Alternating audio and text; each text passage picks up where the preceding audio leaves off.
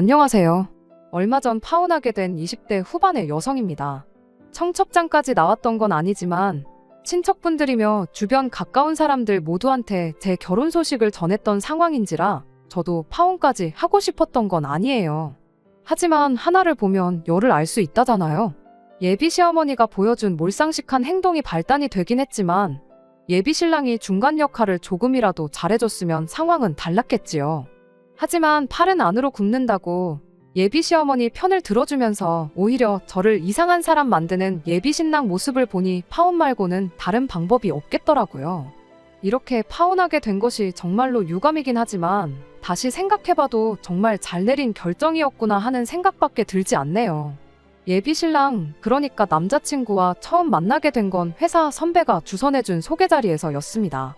당시 제가 입사한 지 얼마 되지 않았던 시기였다 보니 거절하기 약간 애매한 부분이 있었어요. 좋게 돌려 말해서 거절을 했는데 끈덕지게 달라붙어서 한 번만 나가달라고 계속 부탁을 해오는 선배를 보니 어떻게 나가보지 않을 수가 없겠더라고요. 그래서 결국 소개 자리에 나가게 되었었죠. 그때 남자친구를 처음 만났던 거고요. 왜 그렇게 선배가 저한테 끈덕지게 한 번만 나가보라고 부탁을 했는지는 당시 남자친구를 만나보니 딱 알겠더라고요. 남자친구는 제 회사 선배의 절친한 친구였어요. 과거에 회식 자리에서 단체로 사진을 찍었던 적이 있는데 그 사진을 회사 선배 친구인 남자친구가 우연찮게 보게 되었고 그때부터 집요하게 저를 소개해달라고 부탁을 했었답니다. 10번 찍어 안 넘어가는 나무가 없다는데 당시 연애에 큰 흥미가 없었던 저도 끈덕지게 연락해오던 남자친구를 무시할 수는 없었어요. 직장 선배도 중간에서 노력을 많이 하기도 했었고요. 그렇게 결국 2년이 닿아서 남자친구와는 연애를 시작하게 되었죠. 2년간의 연애 후 남자친구의 청혼에 제가 결혼을 결심하게 되었던 만큼 연애하는 동안은 저에게 참 잘해주던 사람이었어요. 별 쓸데없는 걸 가지고 제 속을 썩이는 일도 없었고 이 사람이라면 평생 내 편에 서주겠구나 하는 확신이 있었죠. 먼저 결혼해서 가정을 꾸리고 살고 있던 저랑 정말 친한 친구가 있었는데 그 친구가 조건 보고 결혼하는 것도 좋지만 저를 많이 좋아해주는 사람하고 결혼하는 게 행복으로 가는 지름길이라는 조언을 해줬던 게 한몫했던 것도 있었고요. 아무튼 그렇게 남자친구와 결혼을 약속하게 되었습니다. 연애하는 동안은 예비 시어머니라는 사람을 겪을 일이 전혀 없었다 보니 정말 저도 조만간 가정을 꾸리고 행복한 결혼 생활을 시작하겠구나 하는 생각뿐이었습니다. 하지만 예비 시어머니께 처음 인사를 드리러 갔을 때 제 생각보다 결혼이라는 게 훨씬 더 힘든 일이겠구나 하는 느낌을 지울 수가 없었어요. 첫인상부터가 정말 대단하신 분이셨거든요. 처음 인사드리러 갈 때 빈손으로 갈 수는 없으니 여러모로 고민을 많이 했습니다. 남자친구가 저희 집에 결혼 허락받으러 처음 인사 왔을 적에는 과일 바구니를 사들고 왔었어요. 저도 똑같이 과일 바구니 가져가면 쉬운 일이겠지만 그렇게 할 수는 없었습니다. 남자친구가 자기 집 식구들은 전부 과일들을 안 좋아한다고, 여름에 한참 더울 때 수박 몇 통 사 먹는 거 말고는 집에서 과일 구경을 하기가 힘들다는 이야기를 연애할 때 해줬던 적이 있었거든요.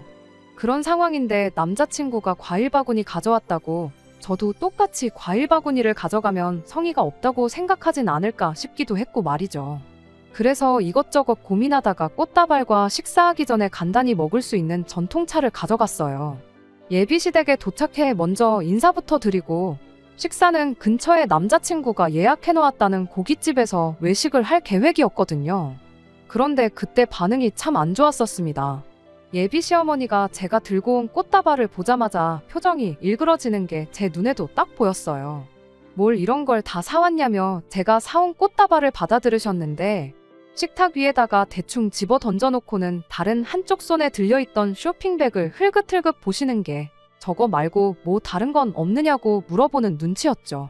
그래서 제가 이건 전통차라고 하고 쇼핑백을 건네드렸는데 거기서도 실망한 표정이 역력했습니다. 제가 다 죄스러운 느낌을 받을 정도로 말이죠. 그리고 역시나 예비 시어머니가 그때부터 제가 센스가 없다느니 어쩌니 하면서 눈치를 주기 시작하더라고요. 세상에 꽃 선물보다 쓸모없는 선물이 없다느니 어쩌느니 하시면서 꽃은 뭐 먹을 수도 없고 금방 시들어서 되팔 수도 없는 거 모르냐며 다음부터는 뭐 사올 때 돈이 되는 걸로 사오라고 하시더군요. 정 고르기가 힘들면 차라리 현금 봉투만한 선물이 또 없다고 하면서요. 저도 차라리 현금을 드렸으면 고민 안 해도 되고 편했을 거예요.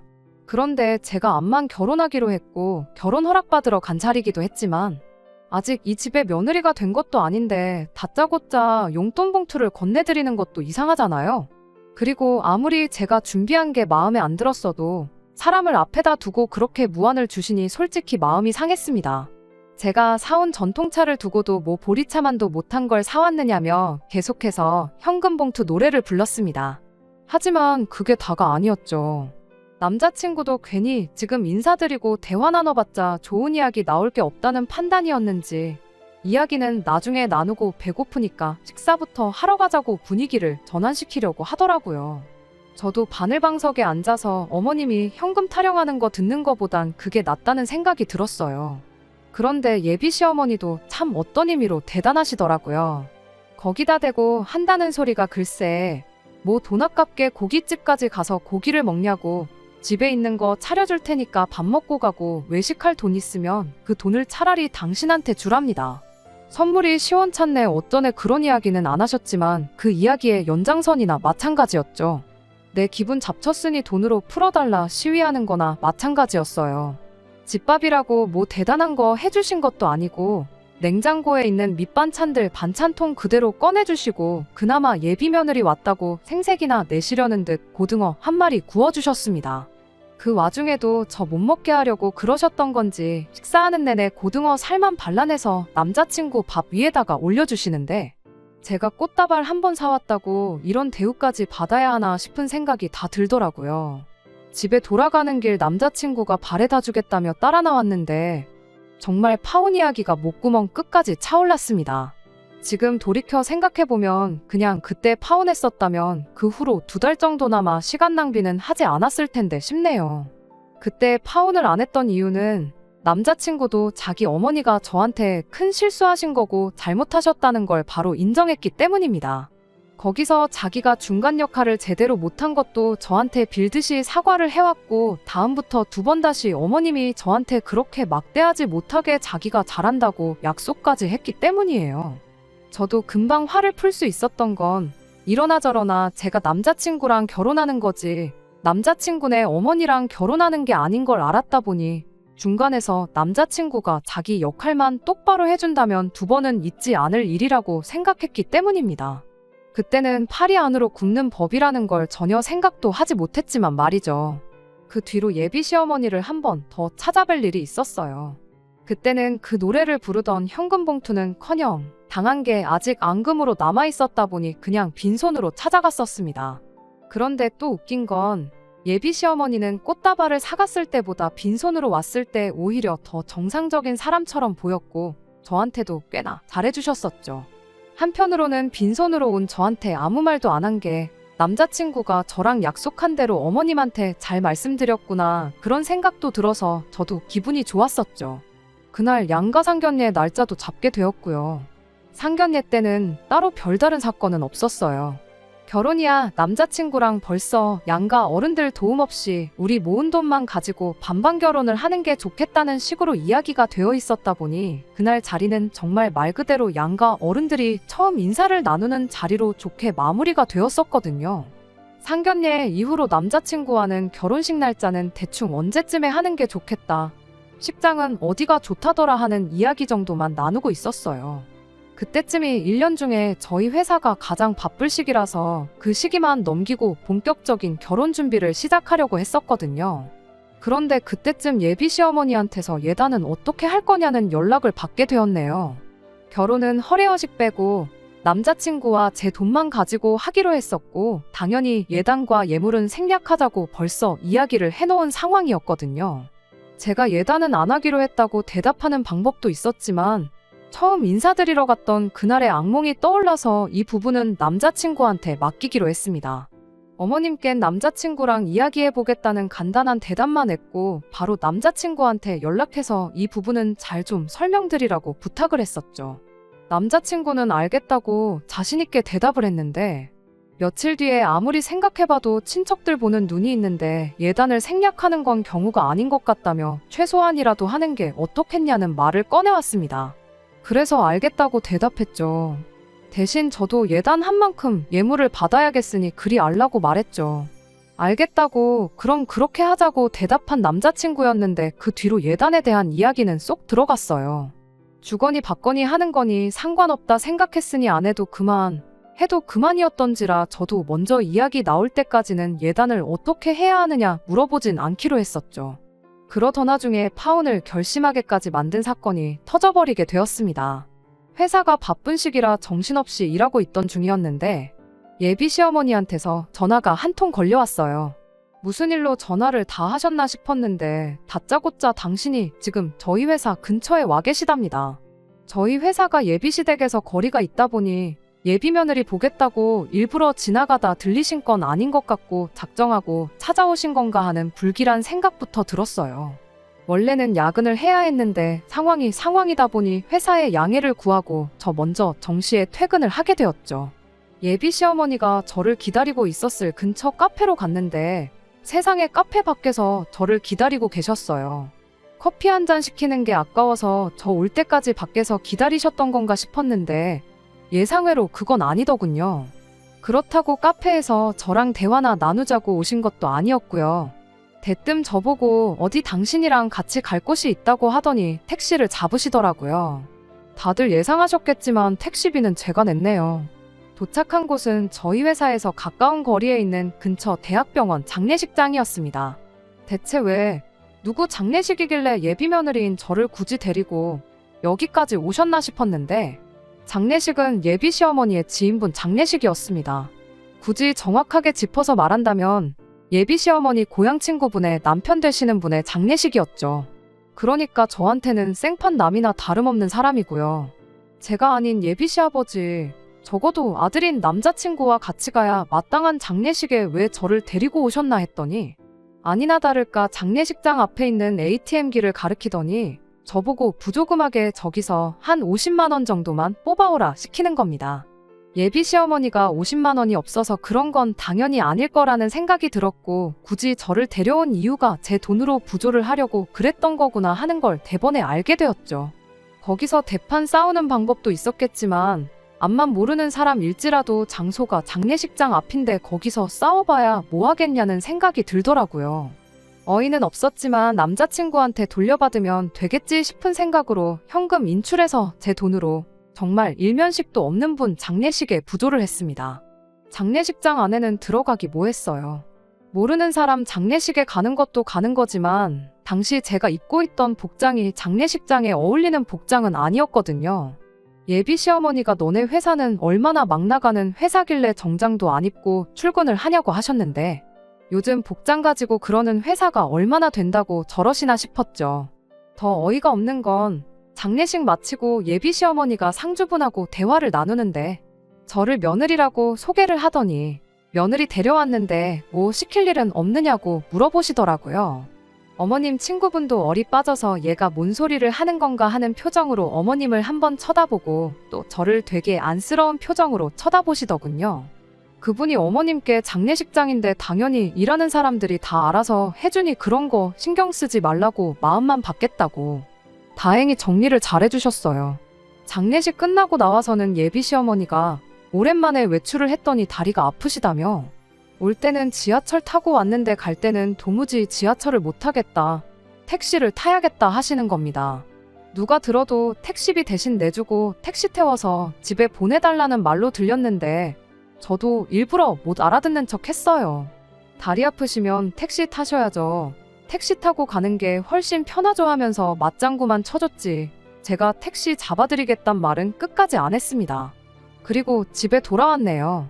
남자친구한테 내 돈으로 낸 부조금을 돌려달라고 해야 하나 말아야 하나 여러모로 생각을 하면서 전화기를 들었다 놨다 하고 있는 와중에 제 마음을 읽은 건지 남자친구한테서 전화가 걸려왔습니다.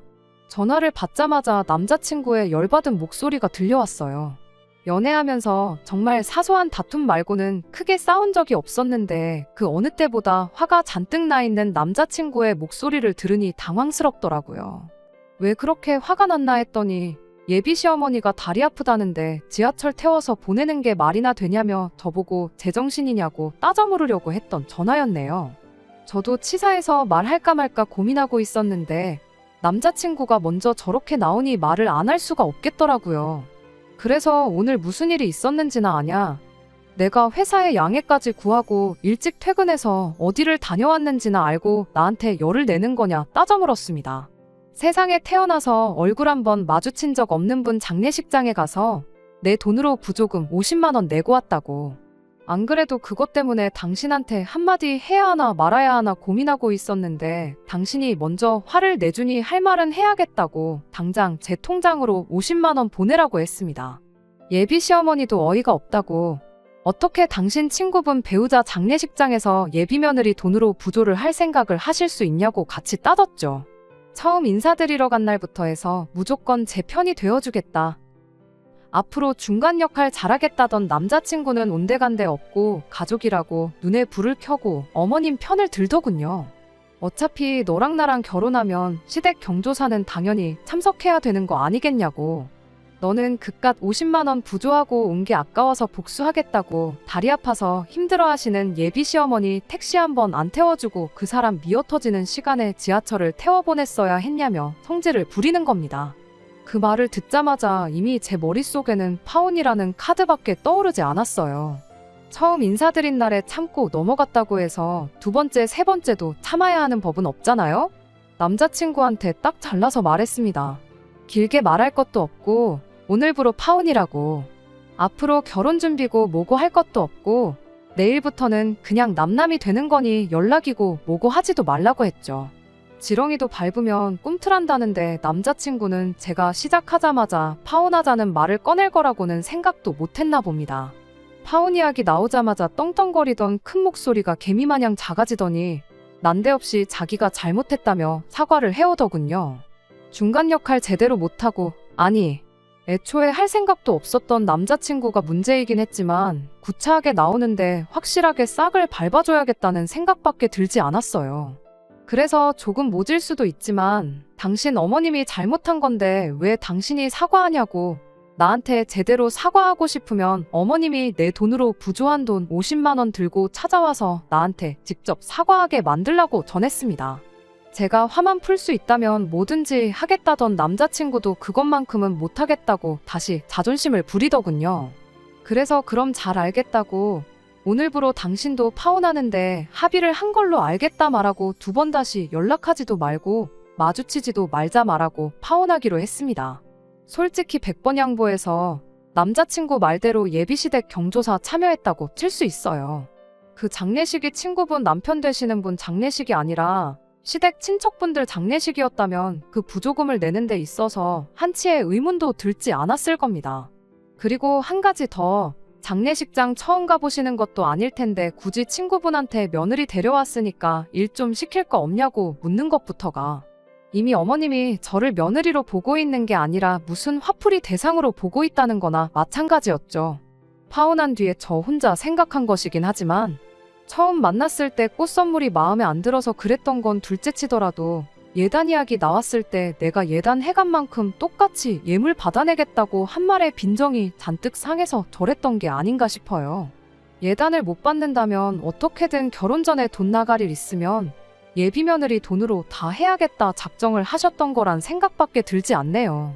사람이 돈을 좋아할 수는 있지만 돈 몇 푼에 사람을 사람처럼 대해주지 않는 사람을 시어머니로 모셔야 한다면 저도 충분히 결혼을 다시 생각해 볼 수 있는 문제라고 생각해요. 파혼하기로 하고 며칠 지나지 않아서 회사 선배가 저를 따로 불러내서 한다는 말이 왜 갑자기 이제 와서 파혼을 하느냐, 그게 말이나 되냐며 아무쪼록 잘 풀고 만나보라더군요. 자초지종을 모르고 하는 소리인 것 같아서 있었던 일을 모두 다 이야기해줬어요. 꽃 선물 이야기부터 해서 지인분 장례식 부조금 내 돈으로 내게 만든 것까지 말이죠. 그 말을 듣더니 회사 선배가 아연실색을 하더군요. 학창시절부터 남자친구와 계속 중마고우로 지내온 선배였는데 이런 일이 있었단 사실을 듣고는 남자친구가 정말 다시 모인다고 하더라고요. 그리고 얼마 전에 회사 선배가 저한테 한다는 소리가 결국 자기도 남자친구를 손절했다고 하더라고요. 곰곰이 생각해보니 그동안도 자기 돈 몇 푼 쓸 때는 엄청 생색내고 친구들 돈 쓸 때는 엄청 궁시렁대고 그랬었나 보더라고요. 그 말 들으니 남자친구도 결국 예비 시어머니랑 다를 바가 없이 똑같은 사람이었구나 싶었고, 파혼을 정말 잘 결정했구나 하는 생각이 들었네요.